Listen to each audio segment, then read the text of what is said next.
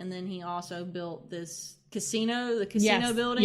Yep. And today it's now called Astor Courts and is and hosts weddings, including Chelsea Clinton's wedding. It did, and it's beautiful, and it's now a private residence. Oh, it is now? It is, and it has been for about 10 years, but it was more of a gathering space, I guess, for the family, and then eventually it was sort of converted into a residence. And who designed this great casino building? Our buddy Stanford White.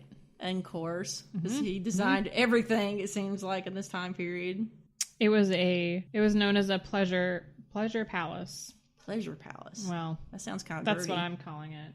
It was designed for pleasure because it was not residential initially, and they still had Ferncliff was still extant when it was built in 1904. I think it was completed. So it was modeled actually after the Grand Triennale at Versailles in France, which hopefully I will be seeing come September. Ooh, I hope so too. I've never been. Oh, you haven't? I've been to Paris. I've not been to Versailles. Okay. Astor Courts is 20,000 square feet, but that number includes the indoor tennis court and an indoor swimming pool. But the tennis court itself is this beautifully lit space with sort of these industrial trusses and painted brick, and it's a clay court and it's all inside. So that itself is goodness knows how many thousand square feet. Anyway, I'm getting skylights, right? Yes, I'm getting a bit ahead of myself, though. You're so excited. I am so excited. This building is really cool. Because I've sort of gone off of Beaux-Arts because I just feel like they all sort of run into each other. But this one... Those people are so scandalous. It's really fascinating. Yeah. Astor Courts accommodated the indoor tennis court, a swimming pool, and 2 squash courts, as well as entertainment spaces and bedrooms for Astor's weekend guests. Now, this is before it was converted to just a residence, but I'll get into that later on. Since its construction, so it began in 1902, it was completed in 2004, the building has served for periods as a nursing home and convent, as well as a weekend retreat. PBDW, this is an architecture firm, rehabilitated the physical structure, systems, and finishes while restoring Astor's Playhouse as an active center of social life in the Hudson River Valley. They reprogrammed the structure to work as a single-family residence, with more private zones for family and guests, and a more public zone that includes the tennis court and indoor pool. PBDW added a new kitchen and recreated the spirit of the original bathrooms with new fixtures and finishes. And I would just like to indicate that this is from really beautiful, obviously professional photographs of Astor Courts, excuse me. They won an Excellence in Historic Preservation Award for this project from the Preservation League of New York State in 2009. So the restoration, or rehabilitation rather, was completed about 10 years ago. An article in the New York Times describes it as reminiscent of the Grand Trianon at Versailles, which I mentioned. It has a long, low, elegant white facade and sweeping views of the Hudson River. So it's not a palatial looking estate. When you come up to it, it's only one story. You can see that there is a gable over where the indoor tennis court is, and it drops off in the back. But upon approach, it's just a very kind of low-key, elegant, classical-looking pavilion. It has a grand hall that doubles as a ballroom.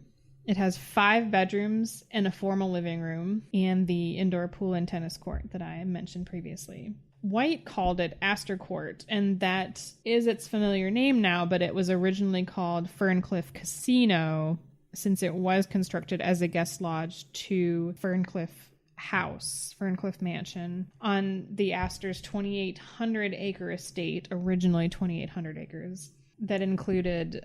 Ferncliff was very, stylistically very different from Astor Court. Yeah, I think it definitely shows the transition of styles from, say, the 1860s when the Downing was the big thing with the Italian style. And exactly. then they kind of went to this more... The next step this sort of classicist, just taking elements from Greek and Roman revival and sort of transforming it into a new type of American architecture, Beaux-Arts. I did mention that the original Ferncliff was demolished in the 1940s, unfortunately. Why? I think you'll probably get into the history. Well, the backstory at least. But I will say that John Jacob Astor IV's son, Vincent was the one that had it demolished. Yeah, he didn't sound like he was a really great guy. And clearly not a preservationist. No. He transformed Astor Court into more of a residence. Okay. So that's who did it in the, mid 20th century, coming up to the mid 20th century. Vincent's third wife, Brooke, really never liked the house. And seeing that they had 4, you're bound to pick favorites. And she just decided that this was not it, and it should go. It was time to go. I've been around long enough. She was a very controversial and when I say go and house, the house meaning Astor Court, not Ferncliff, because it was already gone. Her husband decided to get rid of that. So she was not a fan of Astor Court and sold it or donated it to the Catholic Archdiocese of New York. Interesting. Who converted it to a convent and a nursing home. Now, that, to any preservationist, would spell trouble for a historic property. Lots of things were done during their tenure.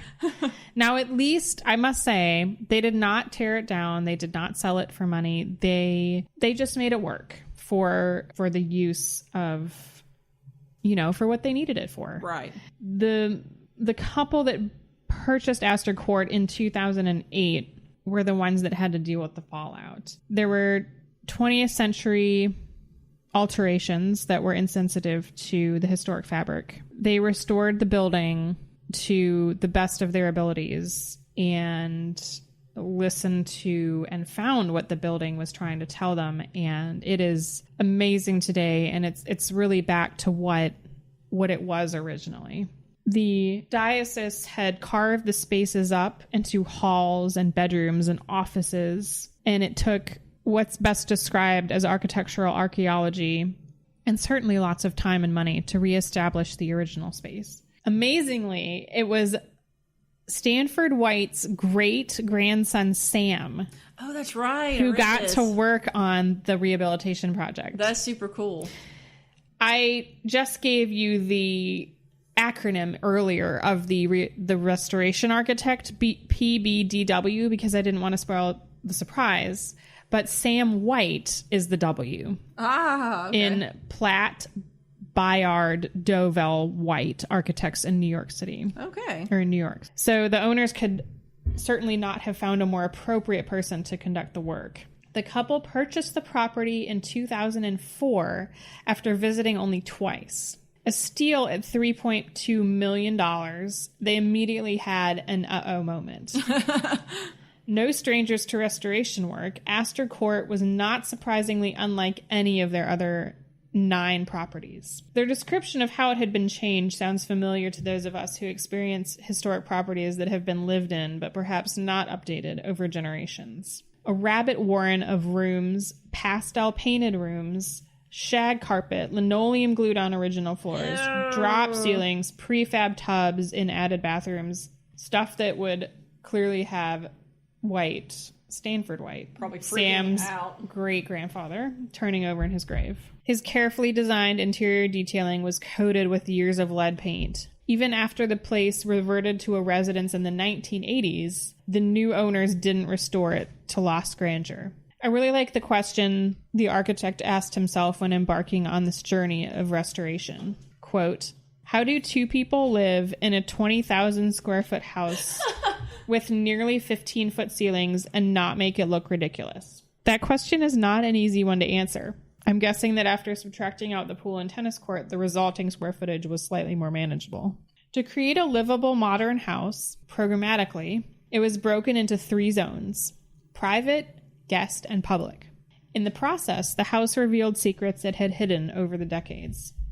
Plaster molds for decorative elements were found in the basement, and electrical remnants clued contractors in on the existence of sconces. This happens a lot in the demolition or exploratory phase in preservation. It's just that some projects are luckier than others in terms of finding physical evidence, but it's impossible for a house to hide all of its secrets. Some things like the ghosts of walls, stairs, or detailing, this would fall under visual evidence that is part of a building, are easier to find, whereas original elements of houses are often disposed of, sold, or deteriorate. In the case of Astor Court, there was an amazing find in the woods on the property. A skylight intended to support the weight of people partying on the roof.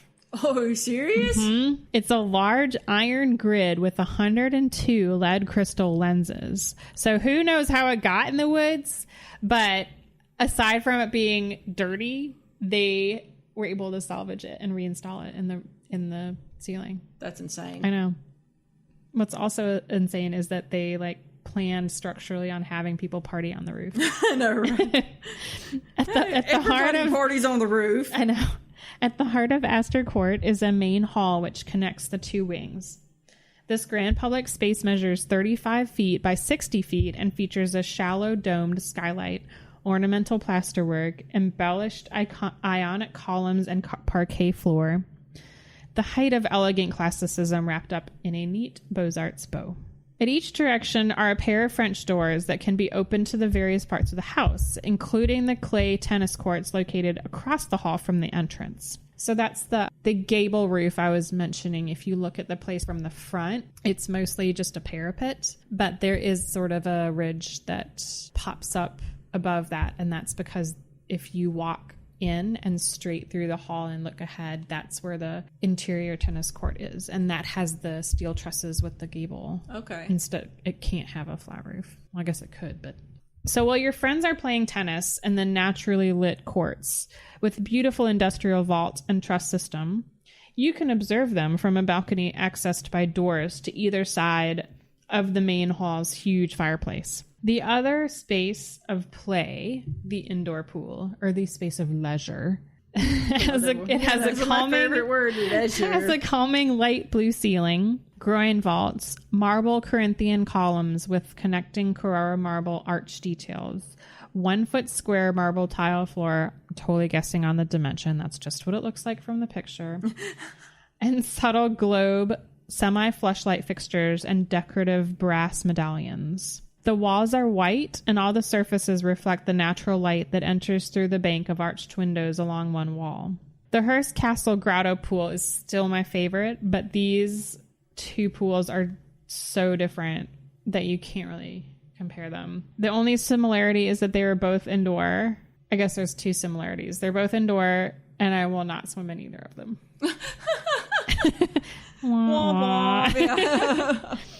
The main hall might be gigantic and could be very unresidential, but its scale is saved from feeling overwhelming thanks to the various decorative elements that are proportioned to the room. These include a 9 foot by 10 foot mantelpiece, oversized with flooring, 30-inch crown mold, and engaged pilasters and columns. The ceilings are over 14 feet high, but the interior architecture and decoration lend it to being a room that the owners feel comfortable reading in. Studying the style of Stanford White's historic interiors also helped. One of the owners admits she would have been a Stanford White groupie had she been alive during his lifetime. I wonder if she really understands the extent of that statement. That made me giggle a little.